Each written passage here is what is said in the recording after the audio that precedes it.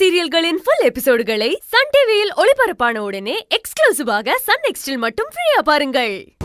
ரேஷ்மா, நம்பிக்கை தான் வாழ்க்கை. தெய்வம் வேணா மனுஷங்களுக்கு டெஸ்ட் வைக்கலாம், ஆனா கடவுளுக்கு மனுஷன் டெஸ்ட் வைக்க கூடாது, புரியுதா? உங்களுக்கு நம்பிக்கை இல்லைன்னா சொல்லுங்க, இப்பவே கிளம்பிடலாம். அம்மாமா கோச்சுக்காதம்மா, நீ என்ன செய்ய சொன்னாலும் நான் செய்வேன். எனக்கு செழியும் கிடைக்கணும், அவ்வளவுதான். வா, வாங்க போலாம்.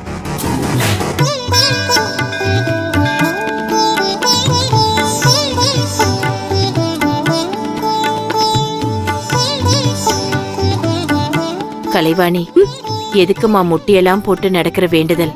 இந்த கடுமையான வேண்டுதல் வேண்டாமா? அம்மா, என் கல்யாணம் எந்த தடையும் இல்லாம நல்லபடியா நடக்கணுங்கிறதுக்காக இந்த சாமி கிட்ட வேண்டியிருக்கேம்மா. நாம நேர்ந்துகிட்டத சாமிக்கு செஞ்சாதானே சாமி நமக்கு செய்ய வேண்டியதை செய்யும். சின்ன வயசுலயே ஆதிசங்கரி அத்தை என்ன பார்க்கும்போது, நீதான் என் வீட்டு மருமக, உன்னை ராணி மாதிரி பாத்துப்பேன்னு என்கிட்ட அடிக்கடி சொல்லுவாங்க. அன்னையில இருந்து எனக்கு அவங்க போட்டு விட்ட செயின நான் சாதாரண செயினா நினைச்சதில்ல, அது தாலியா நினைச்சுதான் என் கழுத்துல சுமந்துகிட்டு இருக்கேன். எந்த காரணத்துக்கு கொண்டும் என் கல்யாணத்துக்கு யாராலையும் எந்த பிரச்சனையும் வரக்கூடாது. எதுக்கு தாய் பிரச்சனை வரப்போகுது? ஆதிசங்கரி மதினியும் சுப்பிரமணிய அண்ணாச்சியும் உன்னை அவங்க வீட்டு மருமகளா ஏத்துக்கிறேன்னு என்கிட்ட சத்தியம் பண்ணி கொடுத்திருக்காங்க. அந்த சத்தியம் நிச்சயம் உங்களை சேர்த்து வைக்கும். உங்க அப்பா சீக்கிரம் நல்ல செய்தியோட வருவாங்க, அந்த நம்பிக்கை எனக்கு இருக்கு கலைவாணி. இருந்தாலும் நீ சாமி கிட்ட வேண்டிக்கிட்ட உன் வேண்டுதல நல்லபடியா செய். அதுக்கு அந்த தெய்வம் உனக்கு துணையா இருக்கும். ஆத்தா, மனசுல ஆசைகளை சுமந்துகிட்டு என் அப்பா என் கல்யாண விஷயமா பேச போயிருக்காங்க. எல்லாரோட சம்மதமும் கிடைச்சு மனசளவுல சந்தோஷத்தை சுமந்துகிட்டு என் அப்பா இங்க வரணும். இந்த வருஷமே எனக்கும் செழியனுக்கும் கல்யாணம் நடக்கணும். எந்த பிரச்சனையும் இல்லாம நீ என் கல்யாணத்தை நடத்தி கொடு.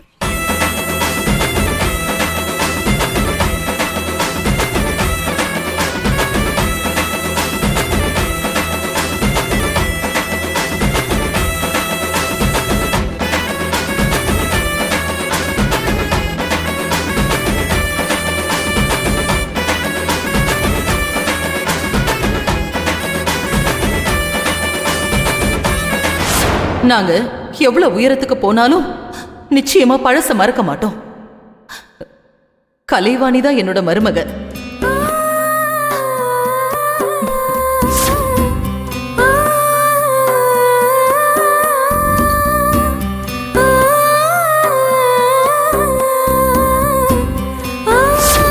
சீக்கிரமே நீ வளர்ந்து பெரிய ஆள் ஆகணும். என் மகன் ராஜகுமார மாதிரி குதிரையில வந்து இந்த ராஜகுமாரிய தூக்கிட்டு போய் கல்யாணம் கட்டிக்குவான்.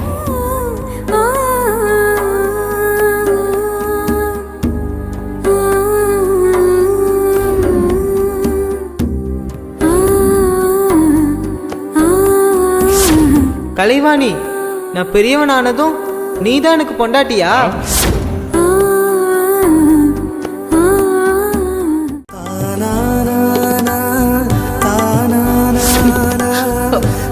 நீ என் வீட்டுக்கு மருமகளா வந்தா பொண்ண ராணி மாதிரி நான் வாழ வச்சு அழகு பாப்பேன்.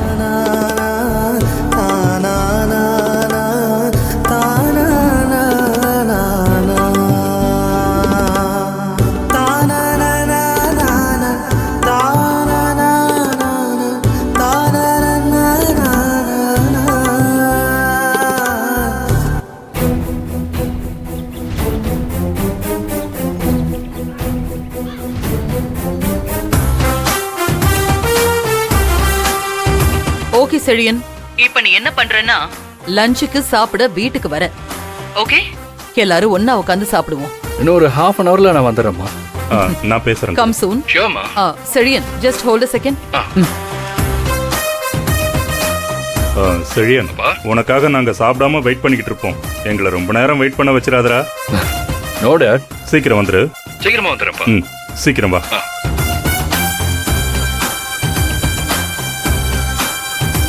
என்ன ரொம்ப நேரமா வெயிட் பண்ணிட்டே இருக்கீங்க.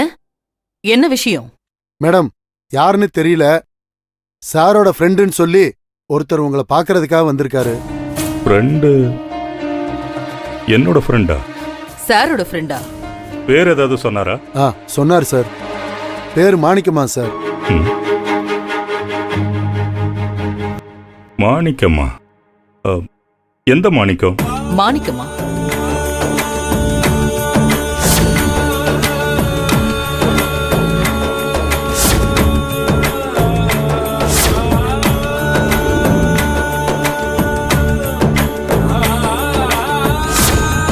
என்ன பேர் சொன்னீங்க? மாணிக்கம் சார். என்னங்க, வந்திருக்கிறது யாருன்னு உங்களுக்கு தெரியுதா? ஒருவேளை என் நண்பன் மாணிக்கம் திருநெல்வேலியில இருந்து வந்திருப்பானோ? ம். வாய்ப்பு இல்ல. சரி, இருந்தாலும் நான் யாருன்னு போய் பார்த்துட்டு வந்துடுறேன்.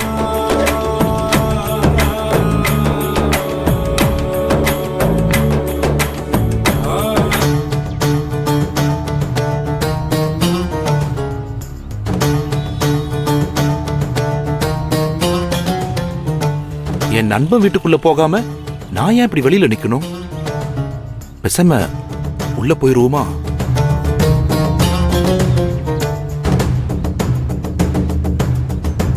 செக்யூரிட்டி இவ்வளவு தூரம் சொல்லியும் நம்ம கேட்காம வீட்டுக்குள்ள போனா அது நமக்கு மரியாதையா இருக்காது.